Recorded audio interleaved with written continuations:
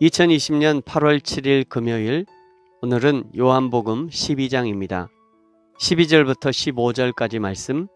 그 이튿날에는 명절에 온 큰 무리가 예수께서 예루살렘으로 오신다는 것을 듣고 종려나무 가지를 가지고 맞으러 나가 외치되 호산나 찬송하리로다.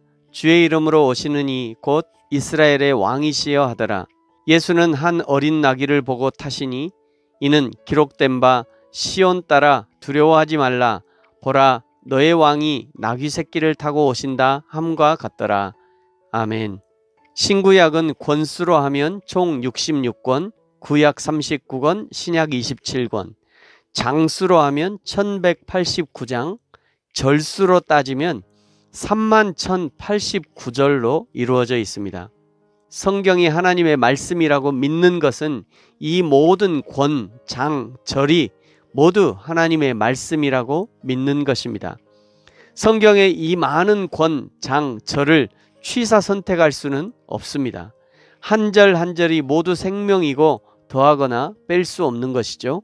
그래서 요한계시록 22장 19절, 만일 누구든지 이 두루마리의 예언의 말씀에서 제하여 버리면 하나님이 이 두루마리에 기록된 생명나무와 및 거룩한 성에 참여함을 제하여 버리시리라.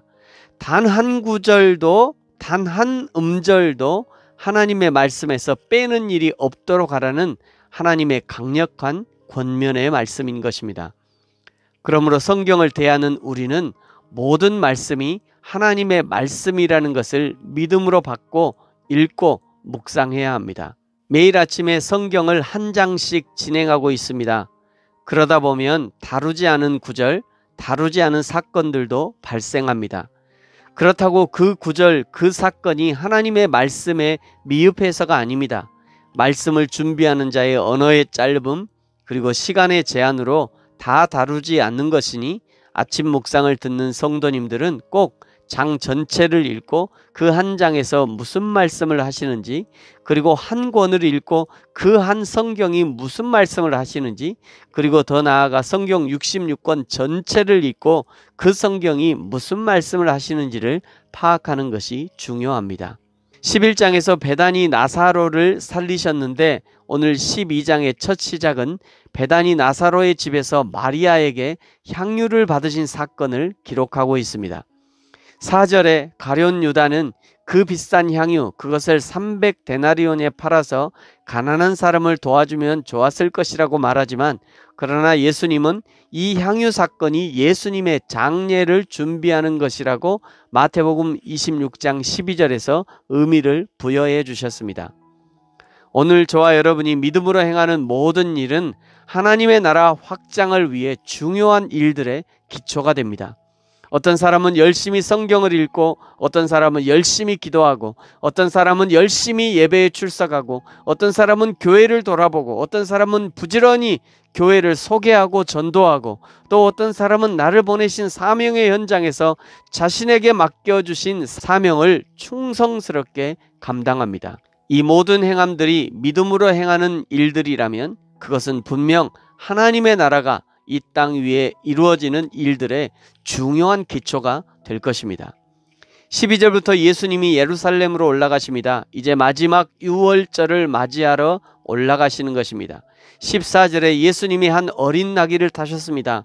누가복음 19장에 보시면 이 한 어린 나귀는 제자들의 믿음과 그리고 나귀 주인에 대한 예수님의 기대, 이스라엘 백성들에 대한 예수님의 기대, 그리고 나귀 주인의 믿음이 만나 드려진 나귀였다는 것을 알게 됩니다. 손바닥도 마주쳐야 소리가 난다는 말이 있습니다. 예수님의 믿음과 그리고 우리의 믿음이 일치될 때 하나님의 역사가 일어나는 것입니다. 이 어린 나귀를 헌신한 주인의 믿음이 예수님의 기대하심에 정확히 맞아떨어져서 예수님이 어린 나귀를 타시는 것입니다. 우리에게도 어린 나귀와 같은 신앙, 아직 한 번도 사람을 태워보지 않은 연약한 믿음이 있을 수 있습니다. 그러나 그 연약한 믿음에 계속 머물러 있을 수는 없습니다. 언젠가 예수님이 우리를 지목하셔서 내가 비록 어린 나귀와 같은 믿음이지만 그러나 내가 너를 사용하기 원한다 하시면 그때 예 주님 내가 여기 있나이다 나를 사용하소서 할 수 있는 믿음까지 성장해야 하는 것입니다. 23절에 예수님이 이제 인자가 영광을 얻을 때가 왔다라고 말씀하시고 28절에 아버지여 아버지의 이름으로 나를 영광스럽게 하옵소서 기도하시고 34절에 인자가 들려야 하리라 예수님 자신의 고난과 죽으심에 관한 말씀을 하십니다.